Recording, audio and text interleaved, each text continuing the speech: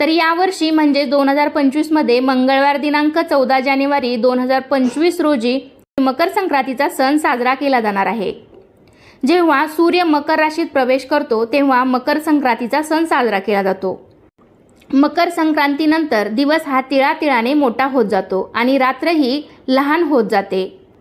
संक्रांतीचा पुण्यकाल मंगळवार दिनांक 14 जानेवारी 2025 रोजी सकाळी 8:54 पासून ते संध्याकाळी 4:54 पर्यंत असणार आहे। सूर्याचे मकर संक्रमण बालवकर्णावर होत असल्याने वाहन वाघ असून उपवाहन घोडा आहे। संक्रांतीने पिवळे वस्त्र परिधान केले असून हातात गदा घेतली आहे। तिने केशराचा टिळा लावलेला आहे। वयाने ती कुमारी असून बसलेली आहे। वासाकरता जाईचे फूल घेतले आहे। पायस भक्षण करीत आहे। जातीने ती सर्प आहे। भूषणार्थ मोती धारण केले आहेत।